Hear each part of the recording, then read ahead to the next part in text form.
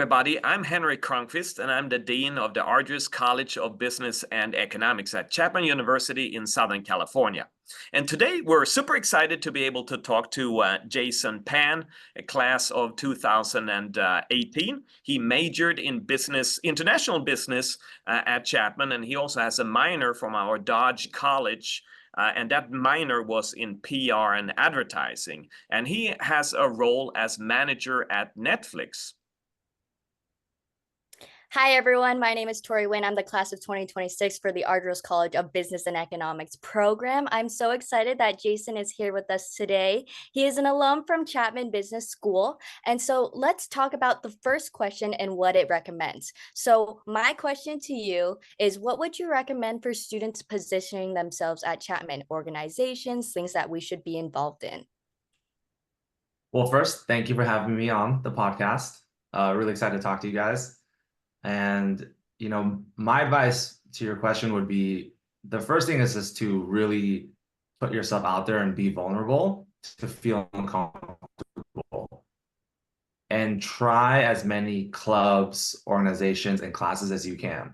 I think for me, I had a general idea that I wanted to work in entertainment as a career, but I know that a lot of my friends needed that time freshman year to explore what their passion was.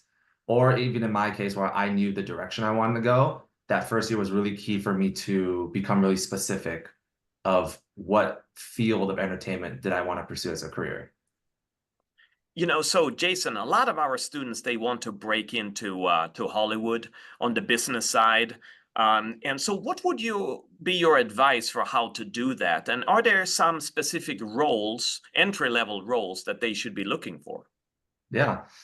I think number one, it's to talk about the mindset of why you want to work in the entertainment business, because while I think on a surface level, it seems really exciting and really fun, it is just a job like anything else. There will be highs and there'll be lows. So philosophically, I would say number one, like a metaphor that I like to live by is be naive enough to think that anything is possible.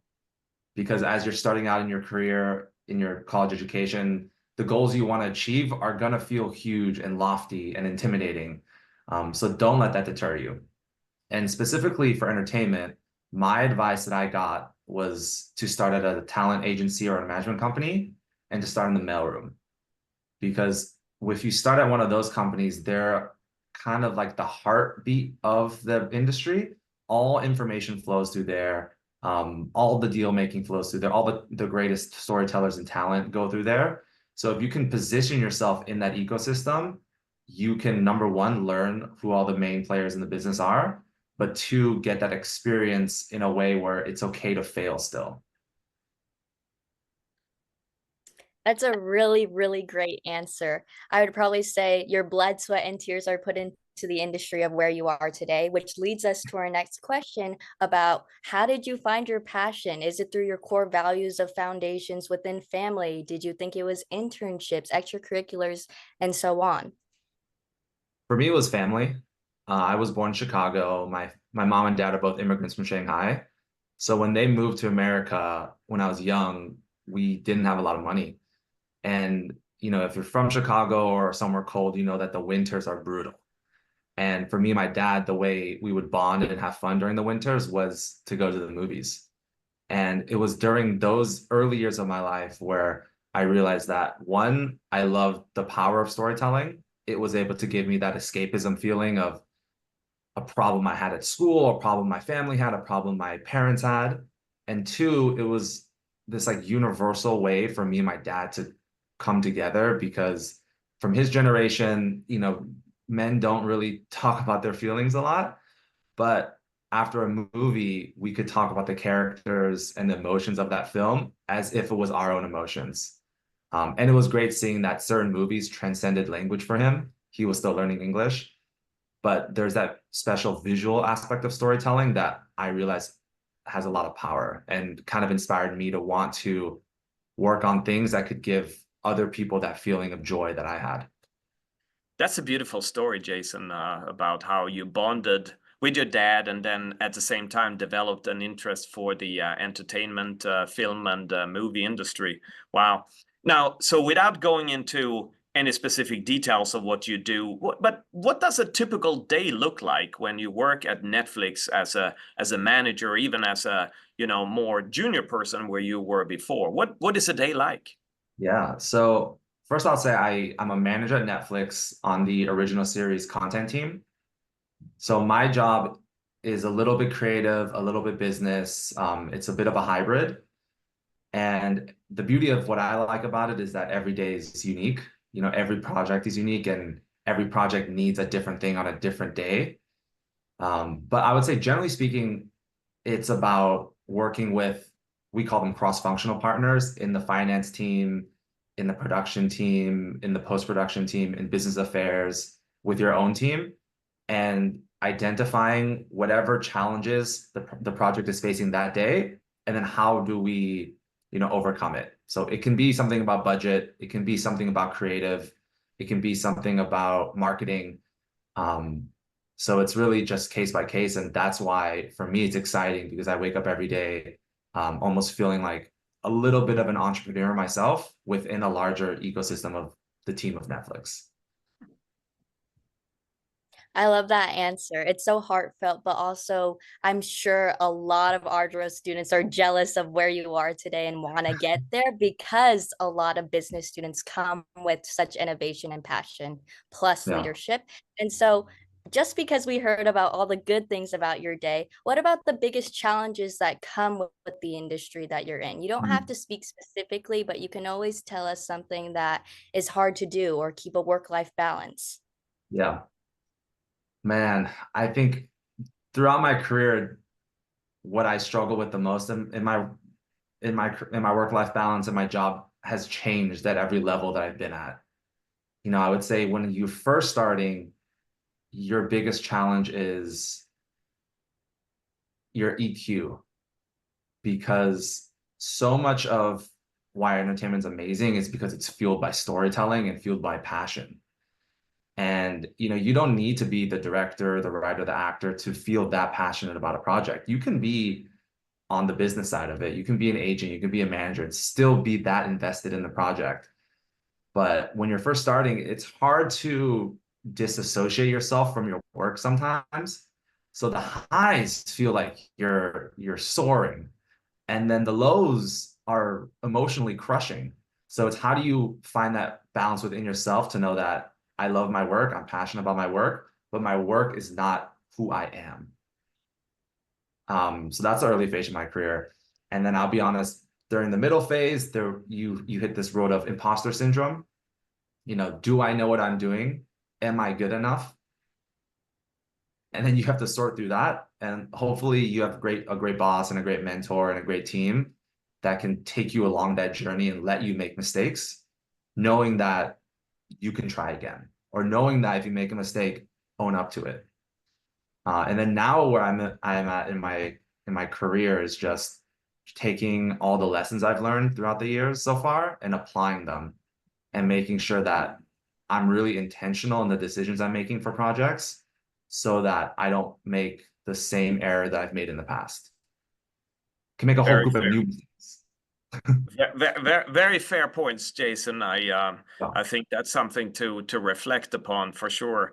Hey, going back to your academic roots here at Chapman, are there some things that you can point to that you did, that you learned, some courses that you took that were particularly helpful for your career and for the launch of your career in the entertainment industry? yeah, there's a lot of great memories from my time at Chapman. I would say three come to mind immediately when you ask me that question, Dean. Number one is when I was a freshman, I joined a business fraternity, Alpha Kappa Psi. That was a really great experience for me. It put me in a room with upperclassmen who were going after really competitive internships, were getting really competitive job offers, and it was a perfect scenario for me to ask them questions and learn from them. My first internship in entertainment was at Lionsgate, and it came through AK Psi. Trevor Beck, who was a few years older than me, had graduated and was working in the finance department at Lionsgate. And he introduced me to the HR team there, to another Chapman alum, Akin Salan, who at the time was the head of home entertainment operations. And through that AK Side Connection is how I actually got my first step in the door of entertainment. So that's number one. Number two would be learning that, yes, I went in as an international business major. So I was taking all these business classes, but the reason I chose Chapman was because of the business school and the film school. I wanted to do both. And at the time, in 2014, when I was a freshman, that wasn't an option. You have to choose one or the other. And I knew that I didn't want to be on set every day. I wanted to be working at the studio and at the network in this like business, a creative crossover area. So I got to school, I got into Chapman under business, but then I made a deliberate intention to minor in PR and advertising because that was in the Dodge Film School. And it was through my minor that I unlocked the door, or like the cheat code, to be able to take all the film classes I want. Or else at the time, like you couldn't just take a film class. You needed to be in the school. So that was one that opened it up for me, because now I was surrounded by, my finance and econ and accounting friends, but I made a whole new group of friends of filmmakers. And, for my job now, it's really understanding how to speak to filmmakers, but also speak to, a boardroom of executives. And the third thing at Chapman that I think really shaped my career was a class that I took by the late Professor Harry Uffland. Scott Rosenberg, I believe, teaches the class now. At the time, it was called Agents and Managers. I'm not sure if the course exists, because I speak in at events, but I don't know what the name of the course is now. But that was the class that opened up my mind to what's possible, because I grew up in Irvine. I grew up in Chicago. I didn't know what it was like to be in LA, to be on a lot, to talk to executives, to talk to filmmakers at the highest level. And Harry came from a background at ICM as a lit agent, where he worked an entire career. And his class was great for me because he took us on field trips to Disney, to Universal, to WME, where I later got a job. And he put us in the room of the people that, I wanted to become. And, I think when you're a young person, there's two ways of learning. One is philosophically. I'm not one of those people. I am like a literal learner. I need to see what I want to be. And because I was able to be in those rooms and physically shake their hand, ask them a question, I realized that if they can do it, this is a realistic option for me too. Definitely. And you know what, Jason? I think we have only seen the start of your career so far. You have already had several different roles with several amazing companies, but I would make the prediction that the best is yet to come for you. And we're really thankful today for your time, for talking to us. We have been talking today to Jason Pan, who is class of 2018 here from Chapman, who is working as a manager at Netflix. And we wish you all the best with the rest of your career, and looking forward to staying in touch with you, Jason. Thank you so much for your time. My pleasure.